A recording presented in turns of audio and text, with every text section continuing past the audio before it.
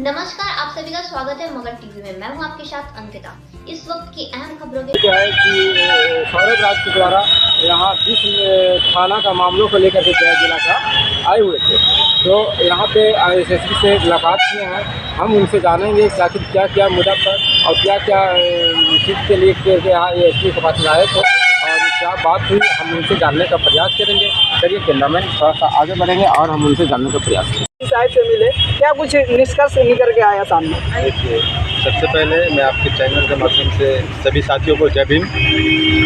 आज जो यहाँ पे हम लोग पहुँचे हैं, आज जो पीड़ित परिवार हैं दर ठोकरें खा रहे थे, तो पिछले साल भी जनवरी में हम लोग आंदोलन किए थे, लेकिन इस बार रास्ता अलग अपनाए हैं। संवैधानिक रूप से हम लोगों ने पहले मिलने का प्रयास किया और सारा सूचना था जो पीड़ित परिवार ने हमें दिया वो एसएसपी साहब को दे दिया, जो अभी थानाओं में हो रही है लगातार, खास करके SC/ST लोगों के साथ, कि अगर FIR दर्ज करवाने जाते हैं हत्या जैसे मामला में SC/ST एक्ट नहीं लगाया जाता, तो ये दुर्भाग्यपूर्ण है। जो वर्दीधारी हैं वो कहीं ना कहीं बिके हुए रहते हैं, जिसकी वजह से वो SC/ST एक्ट नहीं लगा पाए, तो वो सोच लेते हैं कि हम थाना में ही सारा कुछ है, थाना में सोचते हैं कि वो न्यायालय है, लेकिन उनको नहीं पता होता है कि उनके ऊपर भी कोई लोग बैठे हैं। अगर SP साहब भी नहीं सुनेंगे तो इनके ऊपर भी लोग बैठे हैं। और हम लोग जो हैं संवैधानिक तरीके से SP साहब को भी हमने पिछले साल दिखा दिया था कि क्या हो सकता है, तो त्वरित कार्रवाई भी हुआ था। इस बार भी हम लोग जो भी सूचना दिए हैं पीड़ित परिवार की तरफ से वो कार्रवाई होगी। और मैं उन थानाओं से भी कहना चाहूँगा, अगर हमारी आप वीडियो देख रहे होंगे थाना अध्यक्ष महोदय, तो आपने जो गुंडागर्दी का रास्ता अपनाया है खास करके हमारे लोगों के साथ, तो वो दूर नहीं हो कि आपकी वर्दी भी उतारी जाएगी, आपको सस्पेंड भी किया जाएगा। जो आपने लाठी चार्ज किया हमारे लोगों पे, झूठा मुकदमा दर्ज किया हमारे लोगों पे, हमारे लोगों को अंदर डाला है, तो वो आप पे भी लागू होती है। और जल्दी ये दिखाएंगे कि आपकी वर्दी कैसे हटती है और सस्पेंड कैसे होते हैं। आप जो है अधिकारी को जो है पूरा जो है धमकी भरा जो है ताव दे रहे हैं कि वर्दी उतार दिया जाएगा। कौन सी ऐसी जो गुनाह किए हैं अधिकारी? ये देखिए, धमकी नहीं दे रहे हैं, वो बता रहे हैं कि संविधान के ताकत के बदौलत ही हम लोग बोल रहे हैं कि उनके ऊपर भी लोग बैठे हैं और उनके ऊपर भी लोग बैठे हैं और चलता संविधान की वजह से। आपके घर के कानून नहीं है कि आप जो चाहेंगे वो कर लेंगे। आपने जो गुंडागर्दी दिखाई है हमारे लोगों के साथ, वो गुस्सा दिखा रहे हैं आप अभी यहाँ पे। अच्छा, कौन कौन सा थाना आपको जो है नज़र आ रहा है कि हमारे जिला में परिवार के साथ जिला में ऐसा कौन सा थाना है जो जहाँ पे न्याय मिल रहा है? कोई भी ऐसा थाना नहीं है जो खुद से न्याय दे पा रहा हो या पीड़ित परिवार को लोग सुना जा रहा हो। वरीय पदाधिकारी से भी आप मुलाकात किए, तो क्या कुछ निष्कर्ष निकल के सामने आया? इन्होंने सुना है और हमें संतावना भी दिया है कि जल्दी इस पर कार्रवाई होगी। अगर कार्रवाई नहीं होगी तो 10 जनवरी दोहराते हुए देर नहीं लगेगा। 10 जनवरी को फिर से जो है आप लोग दोहराइएगा एकदम। तो अभी आप कह रहे हैं कि संविधान के दायरे में हम आकर जो है वरीय अधिकारी से मुलाकात किए हैं, लेकिन आप फिर जो है 10 जनवरी का जिक्र कर रहे हैं, तो कहीं ना कहीं आप जो है संविधान के दायरे में आके 10 जनवरी से प्रोटेस्ट कीजिएगा। अगर न्याय नहीं मिलता है तो अंतिम सांस तक लड़ेंगे, चाहे वो सदन में लड़ने की बारी आए या सड़क पर लड़ने की बारी आए। हमारे चंद्रशेखर भाई सदन में आवाज़ उठा रहे हैं, हम लोग अगर यहाँ पे नहीं सुना जाएगा तो सड़क पे तो लड़ेंगे। अच्छा, कौन कौन सा केस लेकर अभी आप गए हुए थे पीड़ित परिवार के साथ में? केस लगभग बहुत सारे जनसंख्या लगभग 30 के आसपास है और सब में किसी में हत्या जैसे मामला है। हमारे लोगों की हत्या की गई लेकिन उसमें SC/ST दर्ज नहीं किया गया। किसी पे झूठा मुकदमा किया गया है, जैसे हमारे पीड़ित परिवार को सर फाड़ दिया गया और उनके बच्चे पर पोस्को एक्ट लगा दिया गया। तो ये कहाँ का न्याय है? वो बचने के लिए पोस्को एक्ट में उसको जेल भेज रहे थे, तो हमारी भीम आर्मी की टीम सौरभ जी और सब साथी पहुँचे तो वहाँ पे उनको न्याय मिला, लेकिन उनको जेल भेज दिया जाता। तो वैसे केसेस को हम लोग लेकर के यहाँ पे पहुँचे थे। चलिए, तो आपके चैनल के माध्यम से धन्यवाद कहना चाहूँगा। और ये बात कहीं ना कहीं सच्चाई है कि कोई ऐसा थाना नहीं है जिस थाने में इस तरह की शिकायतें नहीं हैं। थाना में कुछ दलाल भी हैं, कोई फरियादी कोई दुखी अपनी बात को लेकर आवेदन लेकर जाता है तो उसका आवेदन स्वीकार नहीं किया जाता है, और स्वीकार अगर कर लिया गया तो उसको रिसीविंग नहीं दी जाती है। केस तो बाद में होगा या नहीं होगा इसकी कोई गारंटी नहीं है, ठीक है।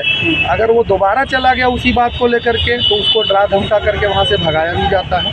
ये भी कहीं ना कहीं सच्चाई है। दूसरी बात, थाना के द्वारा ये भी कहा जाता है कि आपके ऊपर भी केस होगा, आपके ऊपर भी केस होगा, आपने भी ऐसा काम किया, आपके खिलाफ में आवेदन आया है, यानी उसको प्रेशर देना, दबाव कि ये मामला मेडलाइज थाने तक हो जाए। थाना जो है एक न्याय की जगह है, वहाँ आदमी उम्मीद लेके जाता है लेकिन थाना करता क्या है कि वहाँ दबाव देकर के, प्रेशर देकर, एक नहीं हम ऐसी कई घटना आपको हम बता देंगे। पिछले कुछ दिनों में ऐसा हुआ है कि डोभी थाना का एक मामला था और उस मामले में राम प्रसाद दास को एक भोज में बुला करके मारा पीटा गया, इंजरी हो गई बहुत ज़बरदस्त। 70-75 वर्ष का व्यक्ति है, वो मर भी जाता लेकिन बच गया।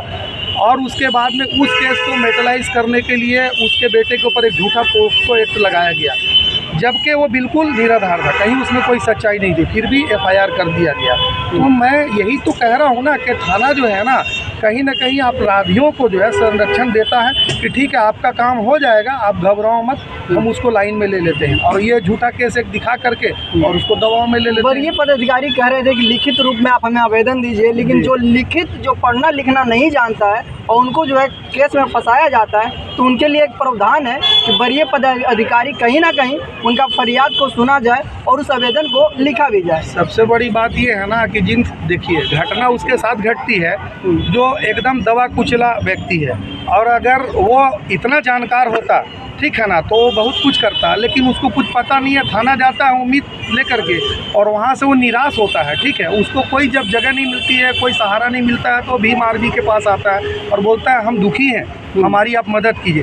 तो भीम आर्मी इस काम को लेकर के उनके दुख को समझ करके और न्याय दिलाने का काम करती है, चाहे वो पुलिस पदाधिकारी हो, थाना में हो, या SP साहब हो, SSP साहब हो, उनके पास जाती है और अपनी बातों को संविधान के मुताबिक मुखर होकर के रखती है। और अधिकारियों से आश्वासन तो अभी मिला है, SSP साहब ने कहा है कि ठीक है, हम देखते हैं इस पर क्या हो सकता है, हम कार्रवाई करेंगे। वरीय पदाधिकारी से जब मुलाकात की है, कितना थाना का मामला लेके गए थे उनके पास? भाई वो विभिन्न थानों का मामला था और बहुत सारा मामला था, रेप था, हत्या था, डकैती था, अगलगी था, बहुत तरह का मामला था और अलग अलग थाना का मामला था, ठीक है। और उन्होंने आश्वासन ये दिया है कि हम इस पर देखते हैं क्या हो सकता है, आपके लिए हम करेंगे जो सच होगा।